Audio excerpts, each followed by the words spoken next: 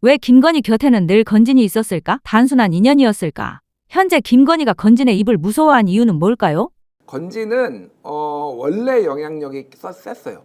이전부터. 예, 그러니까 명태균은 사실은 뭐 영향력이 아주 없지는 않았지만은 윤석열하고 김건희를 확 잡은 다음에 이게 그렇지. 빡 뜬 거잖아요. 예. 그 전부터 그러니까 2018년부터 이걸 했다라는 거는 이게 국힘 쪽 얘기를 들어보니까 2018년 문재인 정부 때예요. 그러니까. 그러니까. 네. 그러니까 이게 뭐냐면은 이미 이쪽 바닥에서 영향력이 매우 세고 이쪽에 정치 브로커, 무속 정치 브로커 같은 사람이라서 중앙에서 서울에서 예, 하다가 마지막에 안 되면은 건진을 찾아갔다라는 거예요. 공천 관련해서. 그때도. 근데 이게 국회의원급은 아니고 예. 지방선거나 뭐 이런 것 쪽에서는 영향력이 매우 셌다라는 건데 그 사람에게 날개가 달린 거잖아요. 지금 윤석열이 되므로 윤석열은 검찰총장 때부터 알았잖아요. 그 등 걸었잖아요. 예전에 건진이 행사하는데 그때 등 김건희 윤석열 그때 그 등 걸렸잖아요. 그렇지.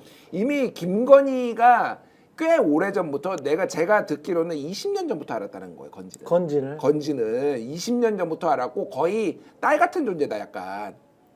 신내림 받은 거의 그런 존재로 제가 정확하게 그 신내림 받았는지 어쩌는지 모르겠으나 그쪽 얘기에 따르면 그래요. 그런 정도로 이 사람이 속아죽 벗겨가지고 맞아요. 그 사람이에요. 이 사람이죠. 예. 건진이. 그래서 영향력이 이미 정치권에는 매우 강한 사람이었다라는 건데 날개를 달았어. 여기서 대통령까지 돼가지고.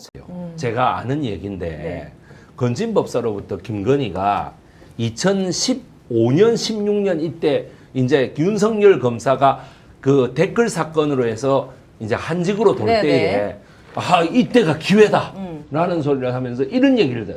미셸 푸꼬라는 그 철학자가 저기 말에 인문학의 고고학이라는 이런 책을 냅니다. 고고학이라고 하는 게 지층을 파고 들어가는 거잖아요. 지층을 파고 들어가면 뭐 당군 시대부터 이래요. 그 다음에 삼국 시대 뭐 이래요 나오는 거 아니에요. 그렇죠. 말 그대로 사상을 만약에 땅이라고 파고 들어가면 기독교, 유교, 불교 밑에 이제 무속신앙이다. 이거. 모든 건 무속신앙에서 기반돼 가지고 올라온다. 그게 건진법사가 김건희한테 세뇌를 시킨 거예요? 건진법사가 그거를 김건희한테 계속 세뇌를 시켰다고. 그래서 어떻게 돼? 건진이 김건희로부터 완전히 인정을 받고 감동권도 받고 감동도 주고 몸과 마음을 치유해주고 있잖아. 그래가지고 건진 그 밑에 건희 이렇게 해가지고 이름도 만들었다고 제가 알고 있습니다. 통일교 본부장이 통일교 넘버 2라고 예. 이야기를 하죠.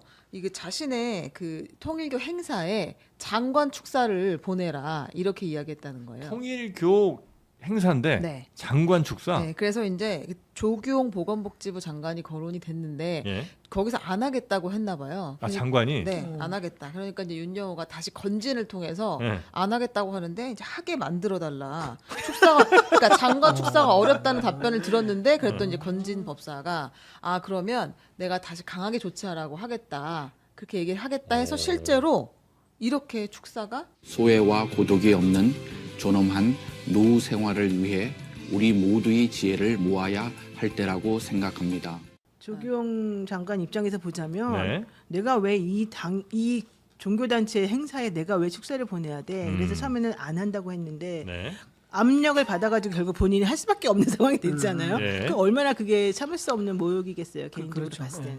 장관이 무슨 이득을 얻은 게 아니라 결국 장관이 그렇게 축사를 하게 만들어가지고 이익을 얻는 사람은 건진하고 이제 건진을 이용해가지고 그러니까 건진이 김건희 씨를 이용해가지고 그렇게 만들면서 통일교에게 도움을 줬다는 얘기라서 이거는 장관하고는 무관한. 그러니까 장관하고 무관한 거예요. 장관하고는 네, 무관한 네. 거예요. 네. 근데 현실적으로는 이 통일교를 이용해가지고 한 이 건진의 입이 사실은 되게 나올 게 많아가지고 김건희 씨가 되게 걱정을 많이 하고 있대요. 건진이 뭘 불까봐. 네. 그러니까 김건희 씨 기본적으로는 이 특검에서 오늘 벌써 오전에 있었던 소환 조사도 끝났잖아요. 벌써 예. 할 말 없다고 그래서 다 끝을 내버렸는데 김건희 씨는 통일교에 대해서도 그렇고 뭐 다른 데서도 그렇고 다들 그냥 몰라요. 나는 뭐 상관없어요. 막 이런 식으로 얘기를 했는데 오히려 이 건진에 대한 얘기에 대해서는 내가 한 말은 밖에 새나가지 않도록 해주세요.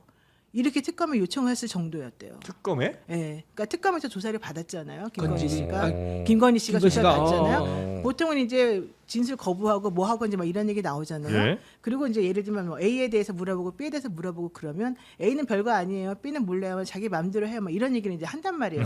예컨대 목걸이나 반지, 뭐 팔찌 같은 거 샤넬백 같은 거 받으면 나 그런 거 받아봤자 감흥이 없어요. 상관도 없어요. 이런 식으로 대답을 많이 하는 사람이었는데 네. 건진에 대해서도 물어봤을 거 아닙니까? 네, 네. 그러니까 건진에 대해서도 비슷한 이유로 처음에 얘기를 했다가 네. 맨 마지막에 더 할 말이 없냐 이렇게 물어보니까 건진에 대한 얘기는 밖에 새나가지 않도록 해주세요. 뭐 이런 얘기를 따로 했다는 그런 얘기가 있어요. 그 정도로 건진하고는 관계가 약간 매우 밀접한 거는 두 번째 문제고 네. 오히려 건진을 좀 무서워했다, 두려워했다. 건진 입에서 나올 말이 무슨 말인지 걱정하고 있다. 이런 말로 좀 들린다는 거죠. 네. 훨씬 전이었을 훨씬 전에? 겁니다. 아마 와. 건진과 김건희 씨의 그 네. 관계는 매우 오래된 관계이기 때문에 검찰총장 시절에 만나서 갑자기 대통령이 되실 겁니다 해서 이렇게 막 발탁된 그런 케이스는 아니고 오랜 기간 이제 알고 왔던 사이인 건진은 것은. 그 어머니 최은순 씨가 먼저 처음에 알게 됐죠. 네, 그래서 최은순 씨가 이제 건진이라는 사람이 되게 좋더라, 뭐 신발이 좋더라 이제 말 속된 말로 하자 보면 이제 그런 얘기를 듣고 사실 건진하고 관계를 맺게 됐는데 그때부터 네. 건진하는 말이 되게 잘 맞아 떨어졌다는 거예요. 그래서 최은수 씨가 건진이라는 사람에게 많이 의지를 했었었다. 그런데 나중에 결국 이제 그 딸까지 계속 이제 그 관계를 유지할 수밖에 없는 구조가 됐고 그래서 건진이 김건희 씨에 대해서는 반말도 하고 네. 어느 정도는 이제 자기가 이렇게 조금 뭐 컨트롤할 수 있는 사람이라고 생각했던 것 같고 그러다가 이 윤석열 씨를 만나게 되면서 이 윤석열 전 대통령과의 관계도 이제 건진하고 자연스럽게 형성이 된 거죠. 같이 구치소 갈 건 예언을 못 하셨나? 건진 법사는 어르신께서 험담하고 다닌다는 이야기가 들린다. 우리 가족이잖아요. 너무 그러지 마시라는 얘기를 들었다고 진술했습니다. JTBC 취재 결과 이 연락처는 윤 전 대통령 임기 중 김 여사가 실제 사용한 번호였습니다. 김건희와 건진의 관계, 여러분은 어떻게 생각하시나요? 저는 이게 단순한 개인적 인연이 아니라 권력의 그늘을 보여주는 상징이라고 봅니다. 앞으로도 이런 숨겨진 이야기들을 계속 전해드릴 테니 구독과 좋아요 꼭 눌러주세요.